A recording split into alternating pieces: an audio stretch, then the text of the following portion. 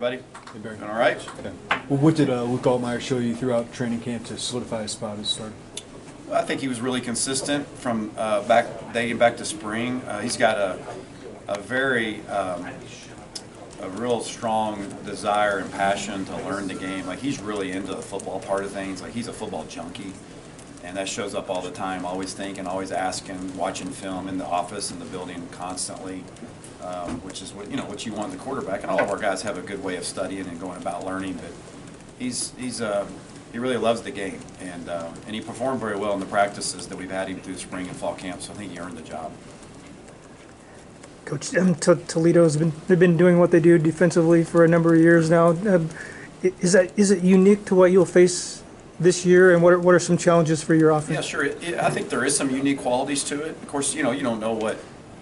We don't know what they've studied and what they've manipulated over the summer, just like they don't know what we've, studied and manipulated over the summer either. But I think from a, systematically speaking of what they have been and what's been so successful for them, it is a little bit of a unique prep in the way they kind of play their back end. And so they're very good at it. I mean, as you would expect from a conference champion team, they know how to play their defense. They have a lot of the answers built into their defense and have a lot of respect for the way they're coaching and playing on that side of the ball. What kind of buy-in is required for your running backs to understand it's going to be kind of a split operation back there instead of having one back? What do they need to understand? Oh, I think they understand it very well. I think all of our backs understand things. Thad's done a fantastic job of mentoring them as players and as young men off the field as well. And I think that room's in a really good spot. I think in particular, the top two guys, with Reggie and Josh, I think that they understand that it's going to be a series rotation, a quarter rotation, whatever that rotation looks like. It's going to take both of them. It's going to take a village at that position, including the other two guys that we anticipate being involved in the game plan. So I think I really like where they're at as far as just mentally, and I really like where they're at physically. I'm excited to watch those guys share the load and the run in the pass game for us going into Saturday. Reggie Love has gained some experience, and this kind of big opportunity for him. What have you seen from him throughout this offseason? What's he bringing to the offense? Super consistent, a great attitude. I think he elevates the people around him with his attitude. He's just got a way about him, and so when he loves football. And the thing about Reggie, and we said this last year a lot, is no matter when his opportunity came, even though it was limited, on a limited scale last year, partly due to health, partly due because of the workload that we put on our back last year, is when he had the opportunities, he really injected a lot of positive things into our offense, running the ball. I mean, he had some really critical runs last year and in critical moments when he was relieving Chase. And so I'm excited about him because he's proven very trustworthy, very steadfast, and I think his mentality and his demeanor has helped Josh's game as well. So I think that tandem there is in a healthy place. How's that receiver room beyond those three returners kind of evolved since we last spoke with you, I think, after the scrimmage? Yeah, I think just every day. I mean, literally, you got a lot of young players there, right? Malik and Ashton and Sean, even Alex, Hank. I mean, you got when you look at you got the three guys that have played a lot of football, right? And then beyond that, you've got a lot of youth that's got talent and that are getting better every day, and that is developing rapport with our quarterbacks. And so, again, at that position, it's going to take a village. We're going to need more than 3 or 4 guys playing around there. And I think we're at a point where a lot of those young guys have elevated themselves into being not just developmental young guys, into guys that we anticipate being in the game on Saturday and fully trusting them when they are in the game. It does seem like there's an opportunity for some long plays, some explosive plays. Is that something that just happens, or is it something that you game plan for, just kind of looking to take a big shot? Both. I mean, I think explosive plays happen through both. I mean, great football plays usually are a result of great fundamentals. If the scheme is sound and the fundamentals that you teach and apply are sound, and you have good players like we do, then that sometimes naturally creates an explosive play. Now, this defense is very stingy about giving them up. They're very methodical in the way they go about their defensive scheme. So then part of it is the scheme related. Is there an opportunity to create an explosive play via the scheme? And we're hoping to be able to create both Saturday night, both through execution and potentially through scheme. What do you need from Luke Altmaier as he makes his first start for you guys? And Yeah. what's your message to him? Yeah, first start for us, and Yeah. I think really only maybe the second start, right, and third or fourth game that he's played in. So, you know, it's that sometimes I have to step back and look through that lens and remind myself that even though he presents himself as a very experienced, mature player, he's experienced in every facet of the sense except actual playing. And I think there's validity to that, and there's good in that. And so I think the biggest thing for him is in any of our quarterback. I mean, Tommy went through this last year, his first game here. Is man, there's going to be nerves, there's going to be excitement. Those are good things. Those are good feelings.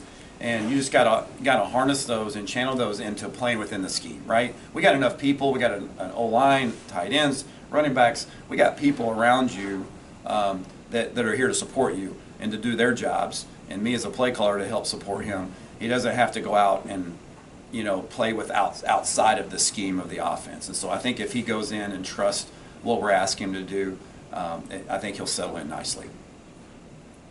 The right side of your offensive line is kind of worked through several different guys there, probably with Zai, unavailable a little bit. Has that side kind of solidified as you head into the middle? We're getting closer, and obviously, that some of that's day to day.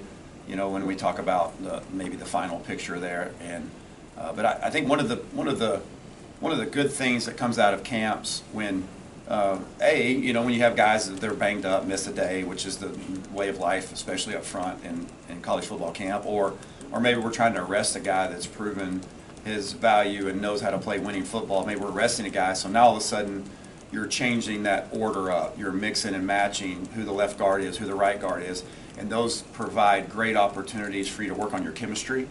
And so I think that's been one of the benefits of the way we've rotated some in fall is I think we got them comfortable with no matter who's at next to Kreutz, at right guard or left guard or right tackle.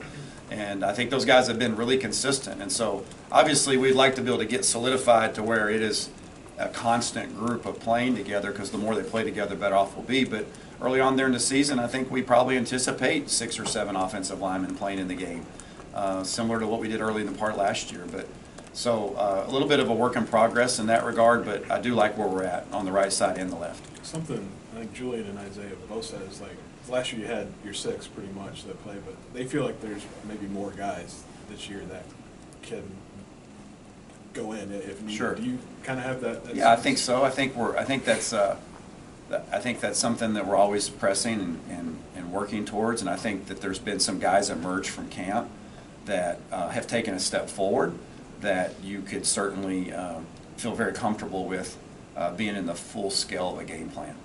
Have you been more comfortable heading into year 2 as opposed to year 1? And have you sensed the guys are more comfortable with you and getting more out of them and what you want? Yeah, for sure. Way more comfortable, and not in a way that I'm, too comfortable. I mean, you got to grow, but as far as being in this chair, in this seat, year 2, working under Coach B now for going on my 7th year, and working with a lot of the coaches that came back, a lot of the play. I mean, yeah, you see a lot of the residual effects of that when we go to practice, and maybe we put in a special situation, that last year would have been brand new, and now this year it's just, oh yeah, that's what we call that at the end of the game, and we're able to execute it. That's like a microcosm a little bit of kind of the big picture things of the comfort level. Like I think just the terminology, the situational anticipation, what the players expect from me and meetings and practice, like all that has grown in year 2 as it should have. And so I'm excited to take that, the off the field stuff, the off season stuff, and now let's let that come to life when we start our season here that we're looking forward to doing Saturday. I know you said there's been an emphasis, especially early on red zone offense. How do you feel like you guys have evolved from last year going into this opening? Well, I mean, I feel at this point we've done very well in that regard. I mean, I think we've established maybe a little clear identity about what we're trying to accomplish down there. I mean, obviously we know we're trying to score. I mean, I don't need anybody second guessing whether I understand that that's our goal down there. But I'm talking about from a structural standpoint, like what are we trying to accomplish? How are we trying to do it to maximize our volume of reps on those things schematically? I feel very comfortable with where we're at. Now we got to go execute. I got to put our guys in the right situation and the right time. Time is a lot of it to do with calling it. And then we have to be able to execute there at a high level. And that's going to be a premium not just Saturday, but all year long. We've got to get better in that area. It's been a big point of emphasis for us, and I'm excited to see the works that we've done in the spring and the summer and the fall hopefully come to life when we play Saturday. What's Isaiah Williams give your offense, just in terms of his versatility and big play capability? Yeah, he's a great tool to work with. You know, I mean, he can do so many different things. You know, he can run the ball, he can catch the ball, he can throw the ball. You know, I mean, he's and he knows the offense extremely well. He can play X, Z, F, Y, tailback, quarter. I mean, that's a fun guy to have. And obviously, you throw in that he's semi-talented, that works out pretty well as well. You know, so obviously incredibly talented, incredibly gifted. And hopefully he's going to have a great impact on our offense, a greater impact than what he had last year. What you want to do tempo-wise, Barry, I don't know if we get a clear picture until maybe the end of the month, but with the new rule change on clock doesn't stop for first downs, I know you've been able to work it, but do you have any thoughts on how that changes what you want to do from a tempo standpoint, or how you want to call a game? I don't really think that's going to affect me as a play caller to a large degree. I'm kind of, you know, this has kind of been a little bit of the narrative. I've been reading some articles just like from a national landscape about this, about what other coaches are saying about it, and there's a mixed bag there, and I would kind of fall in the middle of that. You know, it's certainly going to have an impact, but it shouldn't directly affect strategically how I'm calling it, when I'm calling it. Probably at the end of the day, you're going to get a few less plays, you know, and so which would put maybe a little bit more of a premium if you're trying to create fatigue.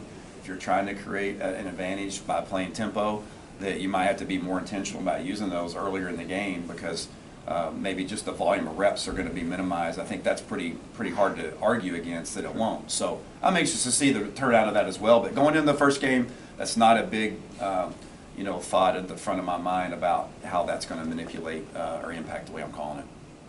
Just one more about the running backs. Yeah. If I could, you said you're comfortable with the two guys behind. Who's kind of stepped into that next level? Yeah, I would say that like Aiden and Caden, you know, are the guys that right now that we would say going into this first game certainly could have an impact in the game plan. So those guys have both continued to gotten better and better. Really excited kind of where they're. I mean, it's such coach speak, but really truly, like, we are very excited about where those two guys are heading and how they're coming along. What's the vibe of week one for you guys? Well, I mean, it's excitement, right? I mean, like, we practiced last night under the lights, and you know, it's a night game, so like I think everybody's blood was pumping. Like, oh, it's here. You know, like you work. It's a unique sport. It's a unique business in that regard that you know, we put a lot of time and effort, like everybody else does across the country, like the high school teams do across the country, the junior high teams. You know, they work year round, summer, springs, falls, and you get 12. In high school, you get 10. You know, and so you get 10 opportunities, and so that's an exciting time of the year when the fruits of the labor are going to, or at least on the forefront, on the horizon, to where now you get an opportunity to go do what you do all that work for. Well, good.